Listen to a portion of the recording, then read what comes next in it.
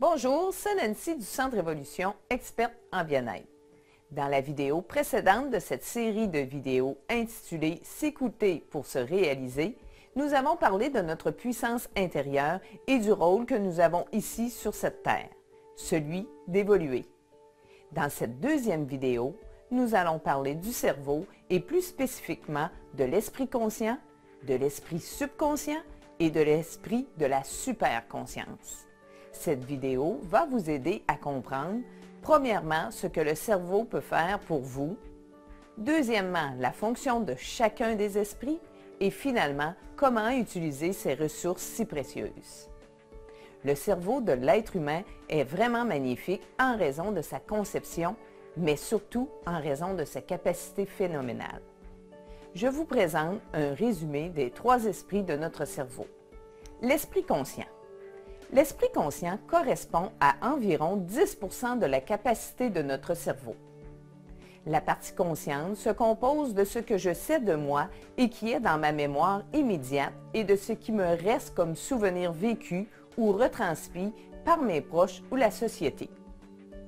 Selon les recherches effectuées par George Miller, l'esprit conscient peut gérer un maximum de 7 choses, plus ou moins 2 à la fois. C'est donc dire que celui-ci est assez limité. L'esprit subconscient. L'esprit subconscient est tout ce qui n'est pas conscient. C'est 90% environ de la capacité totale du cerveau. C'est ce que j'ignore de moi et qui se trouve dans ma mémoire profonde, dans la mémoire de mon corps et de mes cellules. Il est important de noter que le subconscient n'a que 6 ans d'âge mental. C'est donc dire que comme un enfant de 6 ans, il va accepter toute information que vous lui envoyez comme une vérité. Il ne fait pas la différence entre ce qui est bon pour vous ou non. Le subconscient ne fait pas non plus la différence entre ce qui est imaginé et ce qui est réel. Le subconscient fonctionne par image. Vos rêves en sont un bel exemple.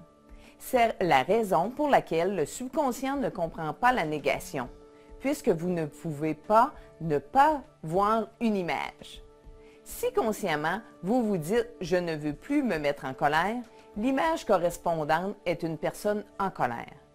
Cette commande donnée par votre esprit conscient est acceptée aussitôt par le subconscient qui se met au travail pour attirer à vous la colère, la vôtre ou celle des autres.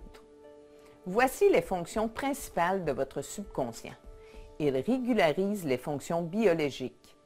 Par exemple, il prend en charge la température du corps, s'occupe de la circulation sanguine, du rythme cardiaque, de la respiration, il fait pousser vos ongles et vos cheveux et régénère vos cellules.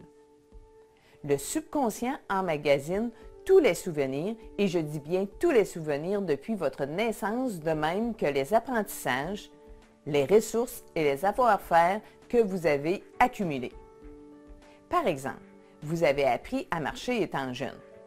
Maintenant, vous le faites sans vraiment y penser. Le subconscient nous protège en mettant au rencard les événements traumatisants et les informations qui ne sont plus utiles pour qu'elles ne viennent pas obstruer ou surcharger notre esprit conscient. Le superconscient. Le superconscient n'est pas localisé essentiellement dans le corps humain. C'est ce que nous pouvons aussi appeler Dieu, l'esprit infini, la puissance infinie, le divin, le tout, l'énergie infinie. Vous pouvez lui donner le nom que vous voulez. Il ne fait aucun doute qu'une puissance beaucoup plus grande que nous se charge de faire fonctionner l'univers. Cette puissance est présente partout et représente l'unité du tout. C'est l'inconscient collectif. La physique quantique démontre qu'il y a bel et bien une unicité complète et totale dans tout ce qui nous entoure. Chaque élément étant ordonné dans un ensemble qui fonctionne parfaitement. Le conscient, le subconscient et la superconscience sont reliés entre eux. Lorsque le lien entre ces 3 parties est reconnu et accepté par la personne, celle-ci est en mesure d'aligner ses ressources afin d'obtenir ce qu'elle recherche dans la vie.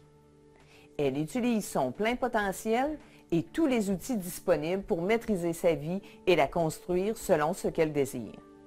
Résultat, une conscience de plus en plus ancrée dans le moment présent, à l'écoute de ses besoins. Le libre arbitre. Nous, les êtres humains, avons accès au libre arbitre. Nous pouvons faire nos choix. Pour utiliser pleinement son libre arbitre, une personne doit prendre le temps de s'arrêter et d'écouter ce qui se passe en elle avant de prendre une décision. Si ses choix sont conditionnés par la peur, elle ne va pas à l'écoute de son fort intérieur, ce qui peut la pousser dans une direction qui ne lui sera pas favorable. En terminant, il est bien de noter que lorsqu'une personne reçoit des messages en provenance de son subconscient et que celle-ci ne les écoute pas, il y a alors dérèglement et possibilité de maladie. La maladie est un signe très puissant que nous n'allons pas dans la bonne direction.